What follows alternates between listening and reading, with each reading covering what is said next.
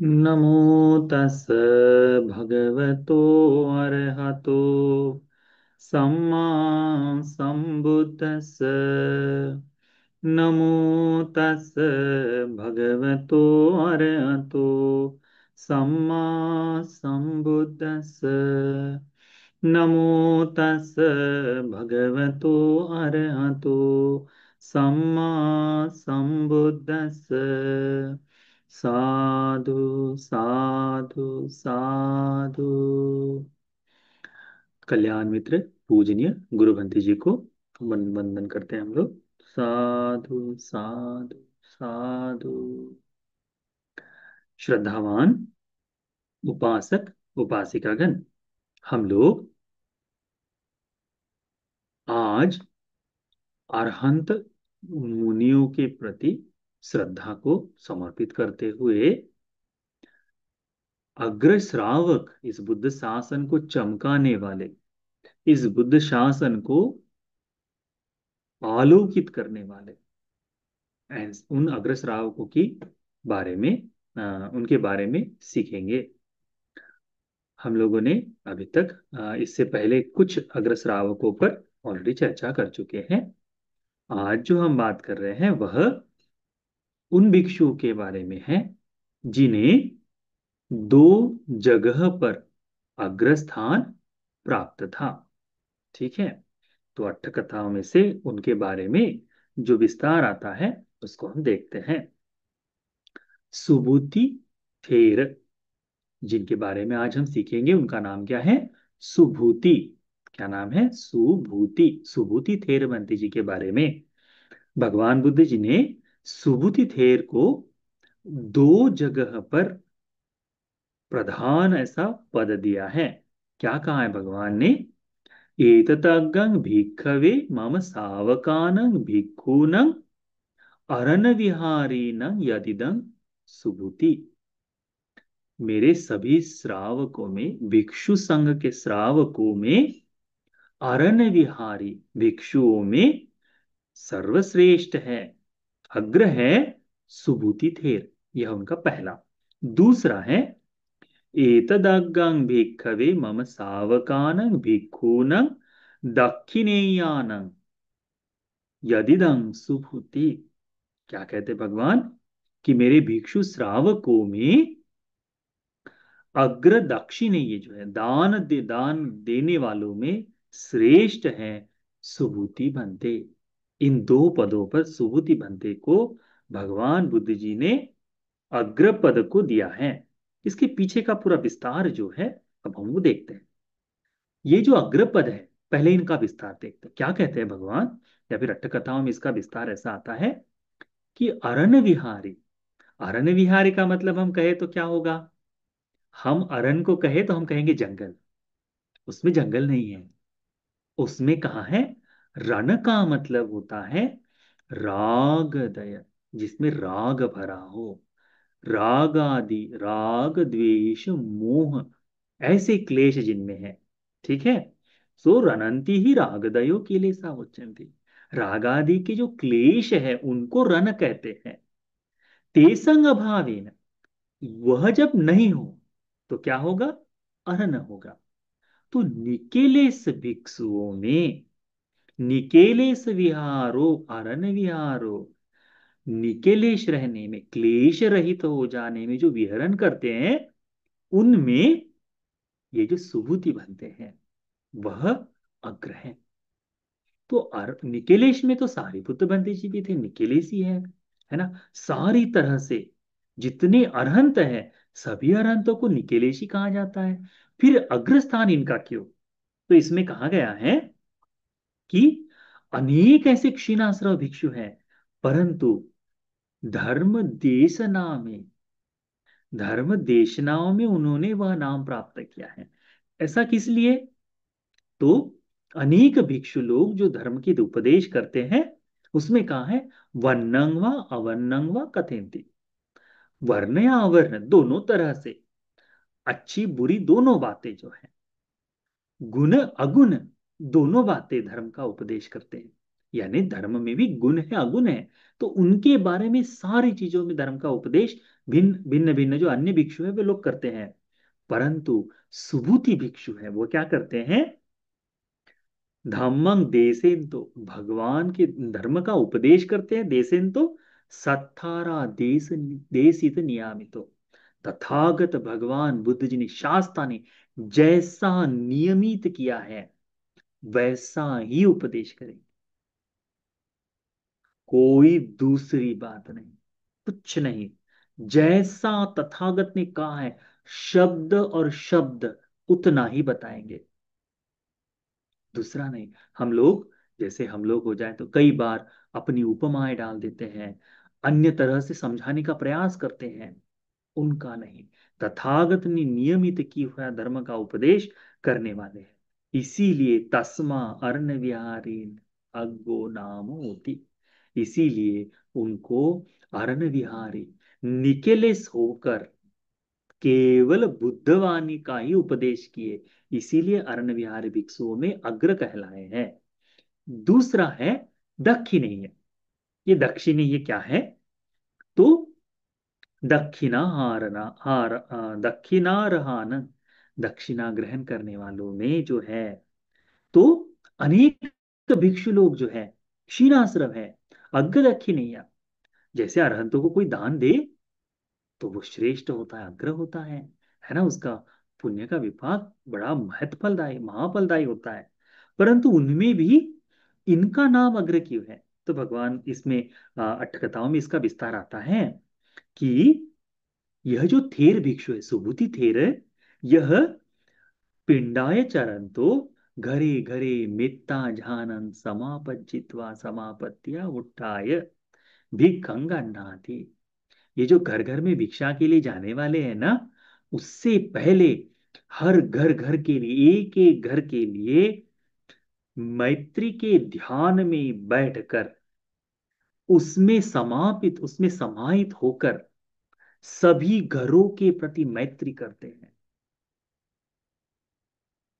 आप देखिए आश्रमों में भिक्षु लोग भोजन लेने के बाद आज भी करते हैं ना, मैत्री करते हैं। एक तो करनी में तो सुत्ता का पाठ या फिर मित्ता भावना का पाठ करते हैं। क्यों? क्योंकि मैत्री करनी चाहिए। सुबुद्धि तेरे जो है भिक्षा मांगने से पहले ही, भिक्षा जाने से पहले ही मैत्री का ध्यान उत्पन्न कर कर सभी के प्रति मैत्री का भाव प्रकट करने के बाद भिक्षा के लिए जाते थे। इसीलिए भगवान का इसमें कहना है एवं भिक्षादायकानं महफलं भविष्यति। ये जो भिक्षा का दान देने वाले हैं उनका दान इस मैत्री युक्त चित्त के कारण महाफलदायी होता था।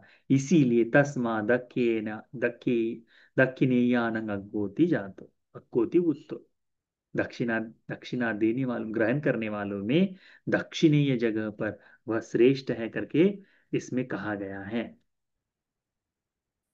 अत्तभावोपनस सुसमिद्धो अलंकत तोरणं व्यय चितपटो व्यय अति चितपटो करके इसमें उनका है कि बिल्कुल सुंदर तरह से धर्म के अनुसार सुसमाहित होकर बिल्कुल एकाग्र चित्त से इधर उधर न देखते हुए, इधर उधर का नहीं, बिल्कुल मैत्री के भाव से ध्यान मग्न होकर जो चलना है ना, उस तरह का भाव रखने वाले हैं। इसीलिए वह सुबुति बनते दक्षिणीय भिक्षुओं में भी अग्र है।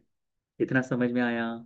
अब भगवान बताते हैं इसमें अट्ठकथाओं में इसका विस्तार है कि क्यों यह सुबुति थे अग्र फल को प्राप्त हो पाए। तो इसकी अतीत कथा आती है कैसे कि पदमुत्तर भगवान के समय में हंसवती नाम का नगर था। उस हंसवती नगर में ब्राह्मण महासाल कुल, श्रेष्ठ ऐसे ब्राह्मण कुल में इनका जन्म हुआ नंद नाम से। नंद मानवो, नंद नाम से नंद इनका नाम रखा गया। वे जन्म लिए। जब जब उम्र हुई, थोड़ी सी उम्र हुई, तो दूसरे एक कथा में इस तरह से विस्तार आता है कि बुद्ध के शरीर के लक्षणों को देख करके ये बुद्ध बनेंगे उस भाव से यह अपना घर छोड़कर, तो इसमें बताया है कि उत्पन्न ये होकर गृहस्थी का धर्म न करते हुए परिवार से, परिवार को त्याग कर, यानी शादी ब्याह न करते हुए परिवार को त्याग कर 44,000, 44,000 मानवों के साथ, युवकों के साथ, गृहस्थों के साथ, मानवों के साथ, यानी युवकों के साथ, पुरुषों के साथ वह पर्वत के पास गए, पर्वत के किनारे पर जाकर इसी पद्धता यानी ऋषि परंपरा से प्रवजित हुए। या तब भगवान तो है, पद्मोत्तर काल के भगवान है, परंतु ये ऋषि प्रवज्जा है। अपने लंबी जटाएं आदि रखते हुए जो ऋषि परंपरा होती है ना, भारत में साधुओं का भाव दिखाई देता है, हिमालय में हो या भिन्न भिन्न जगह भभूतियां लगाकर होते हैं, उनको कहते हैं ऋषि परंपरा। तो इस ऋषि परंपरा से वह प्रवज्जित हुए, और इन प्रवज्जित होकर जितनी प्रकार की आठों समापत्तियां, जो ध्यान के जो आठों भाग है, अंग है, उनको प्राप्त कर दिया, भिन्न भिन्न रिद्धियों को प्राप्त कर लिया है। और सभी ये जो जितने 44,000 जो उनके शिष्य हैं, इनके साथ सभी 44 के 44,000 किसी न किसी ध्यान को प्राप्त है। तो सारे के सारे ध्यान ला दिए। अद्भुत है, देखिए ऋषि परंपरा होकर भी इतना श्रेष्ठ स्वांग नहीं, ध्यान ही चित्त। आज इससे भिन्नता है, आज भिन्न हो गया है। आज हम लोगों में भी, भिक्षु जीवन में भी बड़ा सा यह आ गया है कि ध्यान के लिए उस तरह का भाव जागना बड़ा मुश्किल। परंतु उस समय ऋषियों में भी उतना होगा। तो फिर तो अरहंत भगवान बुद्ध जी है, उनके अरहंत शिष्यगण है, तो सबसे श्रेष्ठ तो वही हुए, है ना। तो ऋषि परंपराओं में यह, तो उस समय पद्मुत्तर नाम के भगवान बुद्ध जी हंसवती नगर से बाहर निकलकर, जो बुद्ध की जो क्रिया होती है कि प्रातः में पूरे लोक का अवलोकन करते हैं, उस क्षेत्र में जहां तक तथागत जाते हैं उस क्षेत्र का पूर्ण अवलोकन करते हैं कि आज किसे धर्म का उपदेश कर सके। तो देखते हैं कि नंद नाम के जो तपस्वी हैं, ये नंद तपस्वी अनागत के बुद्ध के समय, भविष्य के बुद्ध के समय में दो स्थानों पर अग्रपद को पाएंगे। कौन कौन से दो स्थान? तो अर्ण विहारी, निकेलेस भिक्षुओं में, निकेलेस जीवन जीने वालों में अग्र, और दक्षिण नहीं है तो अग्र दक्षिणा ग्रहण करने वालों, अग्र दक्षिण नहीं है जिनको देकर अग्रदान का फल प्राप्त किया जा सकता था, ऐसे स्थान पे दो स्थानों पर ये प्राप्त होंगे। और उनके जो 44,000 शिष्य हैं, धर्म का उपदेश सुनकर अरहत्व होने का भाग रखते हैं। तो भगवान बुद्ध जी, ये जो पद्मुत्तर भगवान बुद्ध जी हैं, वह हंसवती नगर से निकलकर जहां पर ये जटिल जो है, लंबे बालों वाले जो है ना, इनके पास जाकर भगवान धर्म का उपदेश करने का विचार लाकर वहां जाते हैं। तो भगवान बुद्ध जी को आता हुआ देख, उनके संपूर्ण शरीर अंग लक्षणों को देखकर इनके मन में बड़ा आनंद जागता है। तथागत के 32 महापुरुष लक्षण आज तो हम केवल देखते हैं, उस समय शास्त्रों में लिखित था कि एक एक लक्षणों का अर्थ प्रकट था। जो भगवान के 32 महापुरुष लक्षण है ना, उनके एक एक लक्षण, कि एक एक लक्षणों को पाने के लिए बुद्ध ने कितनी पुण्य की क्रियाएं की हैं, कौन सा कर्म किया है जो उनको ये प्राप्त हुआ। तो शास्त्र सम्मत तीनों वेदों के ज्ञाता थे नंद। नंद तपस्वी जो है तीनों वेदों के ज्ञाता, चौथा वेद नहीं था उस समय, तीन ही वेद थे। तो उस समय के, वो अतीत वाला वैसा वेद नहीं, उस समय कुछ भिन्न वेद हो सकते हैं। तो वेदों के ज्ञाता यानी उस समय जो शिक्षा में सर्वश्रेष्ठ तीन जो शिक्षाएं थी, सबको ज्ञात किया होता। तो वह वह इन अंग लक्षणों को जानते हैं, देखते हैं कि सम्यक संबुद्ध है। तो बुद्ध को, उनका, बुद्ध भिक्षु संघ के साथ गए हैं तो उनका सम्मान सत्कार करना है। तो 7 दिन तक भगवान की सेवा कैसी की? तो जंगल में है, तो जितने अपने 44,000 शिष्यों को बताया कि भगवान बुद्ध जी स्वयं साक्षात आए हैं, कल्याण है हमारा, मौका है हमारे लिए, तो फूलों को इकट्ठा करो। तो सारे के सारे फूल अलग अलग वर्णों से सुंदर सुंदर सुंदर सुगंधित फूलों को लाया गया, और बड़े सिंहासन, बड़े बड़े आसन फूलों से बनाए गए। भगवान बुद्ध जी के सामने हाथ जोड़कर नंद तपस्वी कहता है, भगवान यह आसन हमारे अनुकंपा के लिए स्वीकार करे। तथागत यदि आसन स्वीकार कर ले, कोई श्रेष्ठ व्यक्ति आसन स्वीकार करे आपके द्वारा निर्मित, पुण्य का भाग है। क्या है पुण्य? उच्च कुलिकान, उच्च कुल में जन्म के लिए आसन देना लाभ में आता है।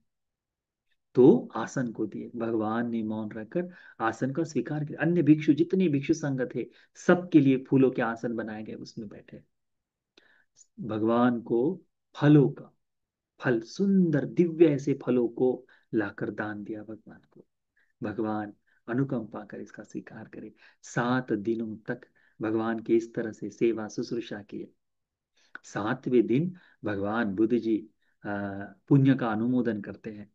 तो धर्म देशना, उस 7 दिनों तक भिन्न भिन्न भिक्षु जब बात करते हैं, तो उस समय उनमें कोई एक भिक्षु थे जो 2 अंगों से अग्रफल में प्राप्त थे।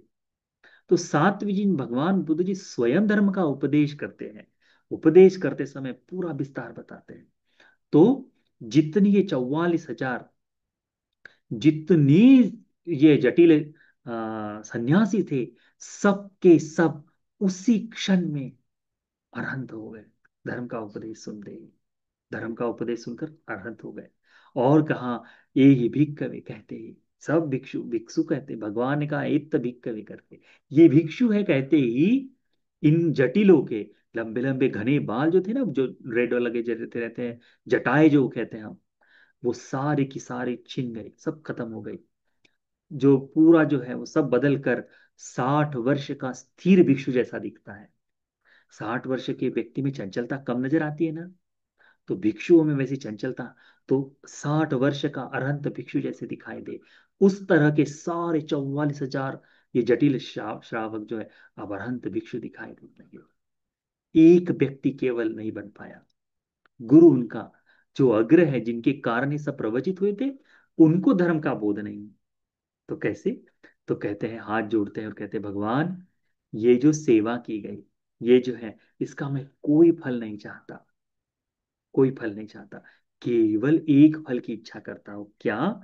कि अनागत के जो बुद्ध आएंगे, उन बुद्ध के समय मुझे इस अरण्य विहार और दक्षिणेय इस अग्र स्थान को मुझे पाने की अभिलाषा है, इच्छा है। भगवान बुद्ध जी बताते हैं कि कल्पों बाद, एक असंख्य लक्ष्य कल्प बाद, एक असंख्य कल्प के बाद गौतम नाम के बुद्ध होंगे। वह, उनके शासन में तुम इस अग्रफलों को पाओगे। तो ये बात जानकर बड़े आनंदित होकर संपूर्ण जीवन तथागत की सेवा में, तथागत के दर्शन के लिए रहते हुए, भिन्न भिन्न तरह से धर्म का अभ्यास करके ब्रह्मलोक में चले जाते। कौन? नंद तपस्वी ब्रह्मलोक तक जाते हैं। यह उनका कल्याण कर्म था। इस अग्रफल को पाने के लिए वो कल्याण कर्म था। कौन सा? आसन को देना, फलों से, भोजन से भगवान की सेवा करना, और मन में प्रबल अभिलाषा जगाना कि मुझे इस अग्रफल को पाना है। वह हुआ ऐसा ही कि लंबे समय तक ब्रह्मलोक में रहकर काश्यप भगवान बुद्ध जी के पास में जन्म लिए। उस समय में भी भिक्षु बने, उस समय में भी धर्म का अभ्यास किए, और पूर्णतः धर्म का श्रवण, धर्म की देशना आदि से भिन्न भिन्न तरह से उन्होंने पुण्य का संचय भी किया। और फिर हमारे भगवान बुद्ध जी का समय आया, पारमिताएं पूर्ण करी, और फिर हमारे भगवान बुद्ध जी का समय आया। भगवान बुद्ध जी इस लोक में जब जन्म लिए, तब श्रावस्ती नगर में सुमन श्रेष्ठी के घर में, किसके यहाँ? सुमन श्रेष्ठी के घर में सुभूति नाम से बालक ने जन्म लिया। बालक का नाम सुभूति रखा गया। ये सुभूति, तो यह जो सुमन श्रेष्ठी जो है ना, यह अनाथ पिंडिक जब भगवान बुद्ध जी से पहली बार मुलाकात लेते हैं, भगवान के पास मुलाकात होती है, कहाँ? राजगृह में। तो राजगृह में वह धर्म का उपदेश वगैरह सुनते हैं और श्रोतापन्न बन जाते हैं। वापस आकर जेतवन आश्रम को सोने के सिक्के बिछाकर जो भगवान के लिए खरीदते हैं और भगवान के लिए विहार बना कर देते हैं। जब इस धर्म देश इस विहार का उद्घाटन होने वाला था। इस भगवान बुद्ध जी को जब ये दान दिया जा रहा था, तो इस विहार दान के समय सुबूति कुटुंब के साथ, अपने परिवार के साथ वहां पर आते हैं। धर्म का उपदेश जब चलने वाला होता है, उसी दिन, जिस दिन जेतवन दान दिया गया, उस दिन सुबूति धर्म का उपदेश सुनते हैं। सुनते ही श्रद्धा जागती है। श्रद्धा जागते ही क्या करते हैं? प्रवचित हो जाते हैं। प्रवचित होकर दोनों ही उपसंपन्न होकर, उपसंपदा को प्राप्त कर कर कर कर अभिधम्म की दो मातृकाओं को, पहले अभिधम्म नहीं कहा जाता था। हम जो अभिधर्म कहते हैं ना, अभिधर्म नहीं था उस समय, तब केवल मातृकाएं कहते थे। मत्तिकाधर भिक्षु कहा जाता है। तो मातृकाएं, तो अभिधर्म में मातृकाएं आती है, उसका विस्तार बाद में हुआ है, जो अभिधर्म का संपूर्ण ग्रंथ समूह कहा गया, परंतु तब उसे मातृका। तो वे दो मातृकाओं में प्रगुण होते हैं, कम्मठान को धारण करते हैं। भिन्न भिन्न कम्मठान है, तो कम्मठान को धारण कर कर जंगल में जाकर श्रमण धर्म का अभ्यास करते हुए, विपश्यना को बढ़ाते हुए, मैत्री ध्यान को प्राप्त कर कर आरत्व को पूर्ण करते हैं। यानी मैत्री के साथ साथ श्रमण धर्म का जीवन जीते जीते विपश्यना आदि धर्म का अभ्यास कर कर ध्यान आदि को पूर्ण कर कर अरहंत हो जाते हैं। अरहंत होकर भगवान ने जैसा उपदेश किया वैसी ही धर्म देशना देते हैं। धम्मं देसेन, तो धर्म का उपदेश करते हैं। उत्तयेनेव धम्मं कथयति, कि जितना जैसा जैसा बताया गया वैसा वैसा धर्म का उपदेश करते हैं। पिंडाय चरंतो, पिंडपात के लिए जाते हैं। मेत्ता ध्यान उत्थाय भिक्खं गण्यति, मैत्री ध्यान को उत्पन्न कर कर ही वह भिक्षाटन करते हैं। इसीलिए इन दो कारणों से भगवान बुद्ध जी ने उन्हें दो स्थानों में अग्र बताया है। ये सुबुद्धि थेर है। इन सुबुद्धि भंते जी का ही, इन सुबुद्धि थेर ने ही बड़ा सुंदर, बहुत सुंदर ऐसी उनकी थेर गाथा भी है। बहुत ही सुंदर है। क्या कहते हैं वे? छन्नामि कुटिका सुखा निवाता, वस देव यथा सुखं, चित्तं मे सुसमाहितं विमुक्तं, आतापि विहरामि वत्सदेवा। क्या कहते हैं कि मेरी जो कुटी है, मेरा जो कमरा है, अच्छी तरह से छावा हुआ है, अच्छी तरह से है। और हवा जो है, जो चलने वाले के लिए ना, तो हवा आदि भी बहुत सुरक्षित है इनसे, यानी इन किसी से कोई बाधा नहीं। अतः हे मेघ देवता, हे मेघ, तुम अब जितना चाहो उतना बरस सकते हो, वर्षा करो। मैं अपने चित्त को, मेरे मन जो है ना, इस चित्त की भी अच्छी तरह से सुरक्षा कर चुका हूं। संयमित, सारे विकारों से मुक्त मेरा चित्त है। अब मैं धर्म की साधना कर रहा हूं। अतः हे मेघ देवता, आप अच्छी तरह से बरसिए। अब मुझे इससे कोई बाधा नहीं। इदं इत्थं सुदं आयस्मा सुबुति थेरो गाथं अभासिता। यह जो है थेर गाथा सुबुति बनते जी की, कितना सुंदर है ना? सहारा है चीज, बारिश को बरसने के लिए बताते हैं। कैसे? क्योंकि मेरी कुटिया अभी सुरक्षित है, मुझे बारिश से हवा से कोई तकलीफ नहीं हो रही है, मेरा मन संयमित है, ध्यान में लगा हुआ है। तो हे मेघ, अब बरसो। देखो, वर्षावास में है ना, ऐसे ही होता है। भंते जी लोग बैठे हैं, बारिश हो रही हो, तो हम नहीं कह सकते कि हे मेघ बरसो करके, परंतु जिनका चित्त सारे राग द्वेष मोह से दूर हो गया है, उनके लिए ये वृष्टि भी बड़ा सुख देती है।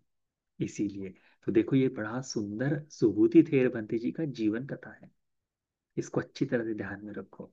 अरहतों के जीवन पर देखते हुए, सुनते हुए हमारे मन में अरहतों के प्रति श्रद्धा जागनी चाहिए। उसी के लिए ये सारा है। तो आप लोग इन सुबूति बंते जी के प्रति बड़ी श्रद्धा जगाओ। बहुत सुंदर जीवन जिए हैं धर्म का। तो ये सुबुद्धि बनते के जीवन की संपूर्ण कथा आप सभी को संघ के प्रति अचल श्रद्धा जगाने के लिए, धर्म बोध के लिए उपकारी हो जाए। साधु साधु साधु।